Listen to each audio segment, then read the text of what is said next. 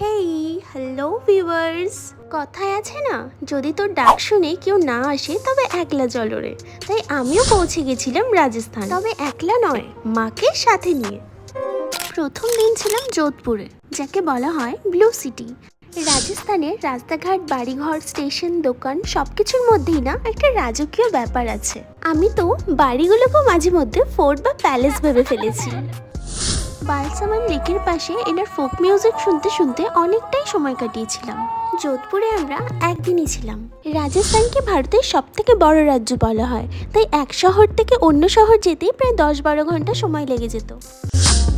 তোমরা সবাই জানো জয়পুর মানে পিঙ্ক সিটি, আর এখানে ঘোরার মতো প্রচুর জায়গা ছিল।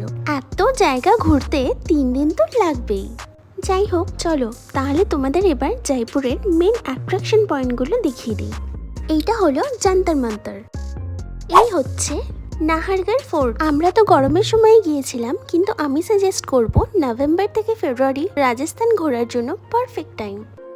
খাজানা মহলের 111 কেজি এই সোনার আংটি আর কোহিনূর। জলমহলটা বাইরে থেকেই দেখতে হয়, ভেতরে যাওয়ার পারমিশন এখন আর পাওয়া যায় না। আর তাছাড়াও আছে আম্বার প্যালেস, আলবার্ট হল মিউজিয়াম আর সিটি প্যালেস। প্যালেসগুলো এত সুন্দর, এরিয়া এতটাই বিশাল, ঠিকমতো ঘুরতে চাইলে সারা দিনই সময় লেগে যায়, কিন্তু অত তো আর সময় থাকে না, তাই ওই 1-2 দিনেই সবটা ঘুরতে হয়। আর ইনি হলেন গাইড দাদা। आज की तारीख में एक रानी 100 परेशानी, उस समय 21 रानी 9 परेशानी। সারাদিন ঘোরার পর বিড়লা টেম্পল পৌঁছাতে আমাদের সন্ধ্যা হয়ে গেছিল। সানসেটের সময়টা আরো বেশি ভালো লাগছিল। হাওয়া মহলও আমরা সন্ধ্যাবেলায় পৌঁছেছিলাম। আর এখন তোমাদেরকে দেখাবো রাজস্থানের মধ্যে আমার সব থেকে পছন্দের জায়গা জয়সলমীর। আর এইটা হলো আমাদের ডেজার্ট ক্যাম্প। প্রথমেই চলে গেছিলাম থর মরুভূমি। থার সাফারি রাইডের ইচ্ছেটাও বহুদিনেরই ছিল। মরুভূমিতে সানসেটটা প্রথমবার দেখলাম। ডেজার্টের মধ্যে প্রচুর অ্যাক্টিভিটিস ছিল, আর এইসব করতে করতেই রাত হয়ে গেছিল।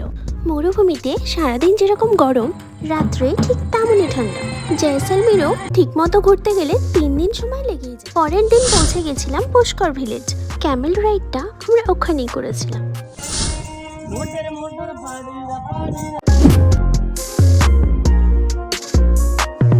রাজস্থানে খাবারের জন্য ভেজ ছাড়া তো অপশনই। ডাল বাটি, চুরমা, মাওয়া কচুরি ফেমাস খাবার। আর এইবার বাড়ি ফেরার পালা। Bye bye Rajasthan. তোমরা যারা যারা ঘুরে এসেছো তোমাদের এক্সপিরিয়েন্সটাও কমেন্টে শেয়ার করো।